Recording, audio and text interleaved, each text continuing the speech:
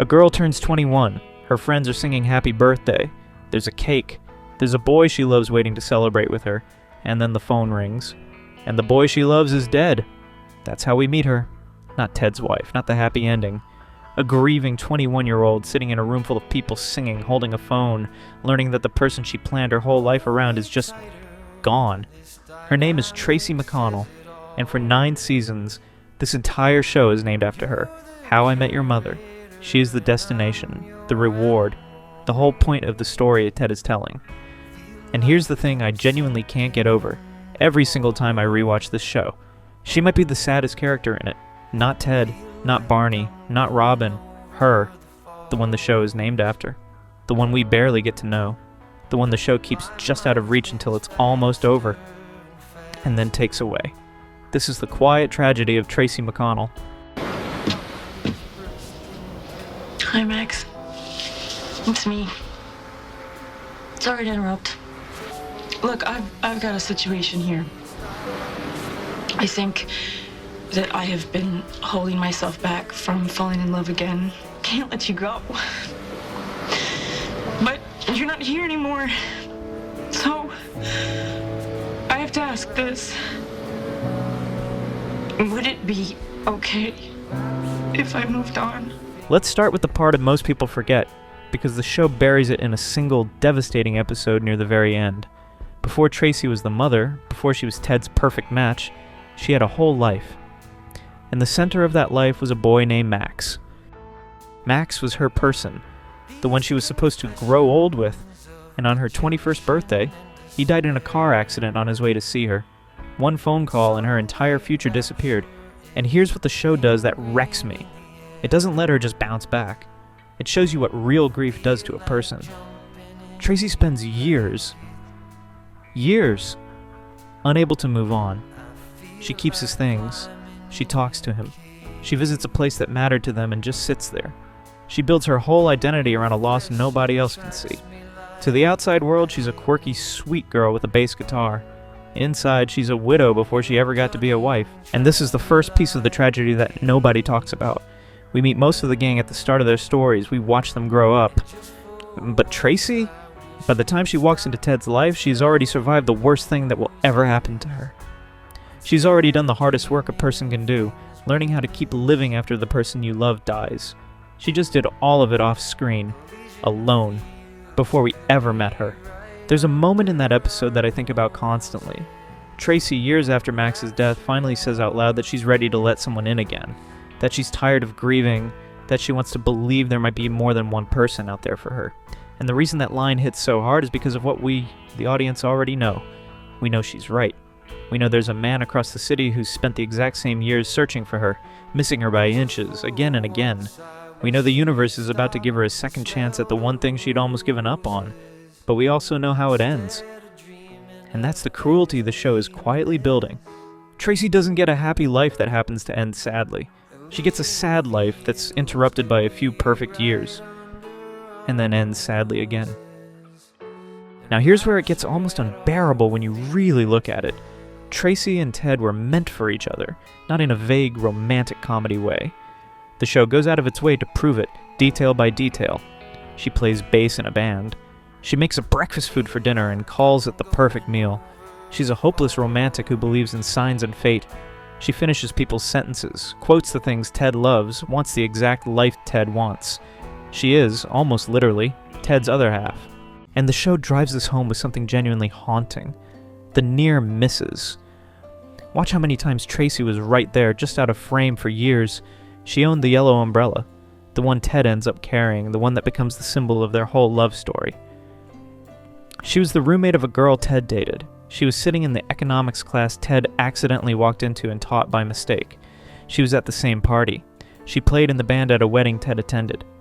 For years, the two loneliest romantics in New York kept orbiting each other, one step apart, never quite touching. The universe kept the yellow umbrella moving between them like a bookmark, holding their place, waiting for the right moment. And here's the thought that stops me cold.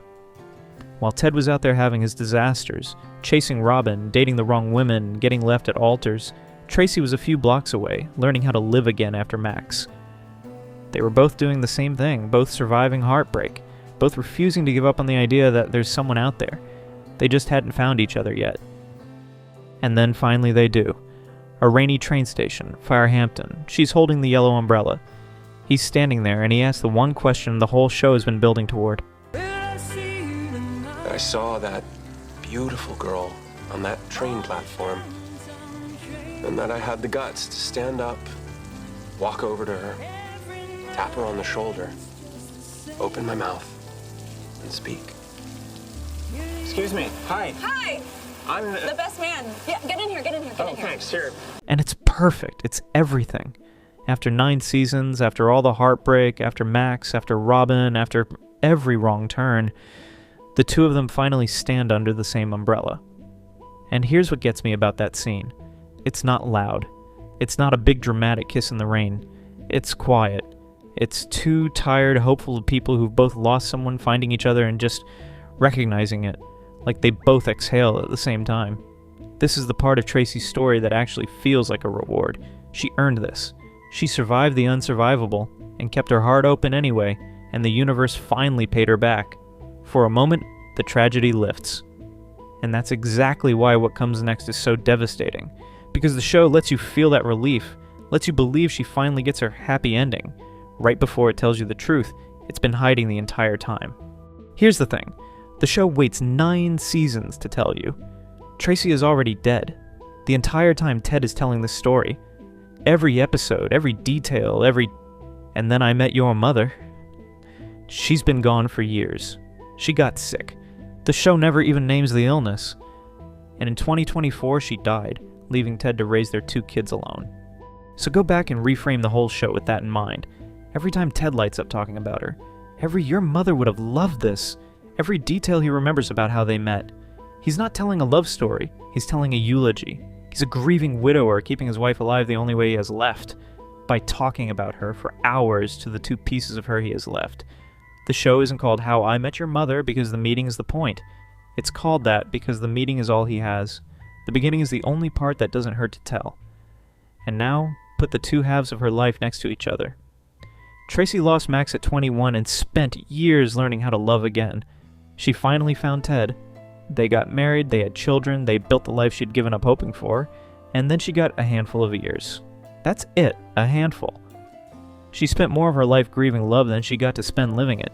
She did all the hard work, survived the loss, kept her heart open, found her person, and the universe gave her the shortest possible reward before taking it all away again.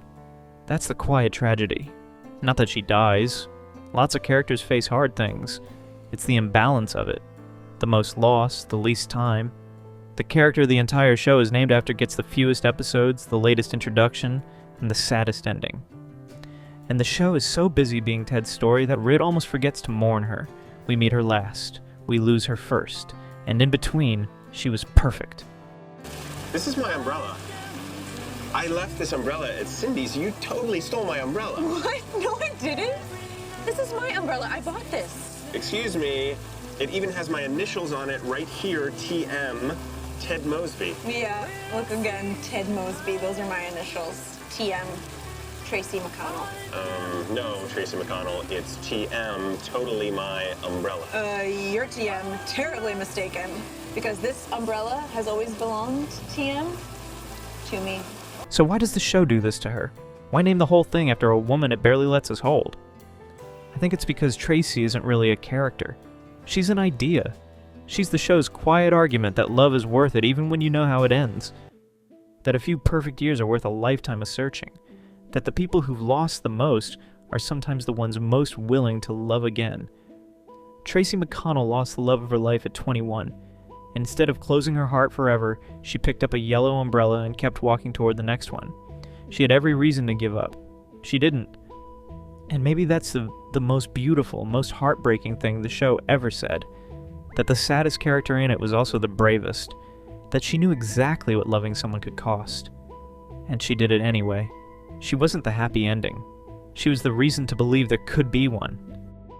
If you've ever lost someone and somehow found a way to keep your heart open anyway, then you understand Tracy better than the show ever spelled out. She's for you. So tell me down in the comments. Do you think Tracy got a happy ending or a stolen one? I read every single one. And if this is how you like How I Met Your Mother, the feeling hiding under the story, pull up a seat under the yellow umbrella and subscribe. Ted, Barney, Robin, Marshall, and Lily are all up already. And there's still more of this story left to decode. I'm decoding How I Met Your Mother one character at a time. I'll see you in the next one.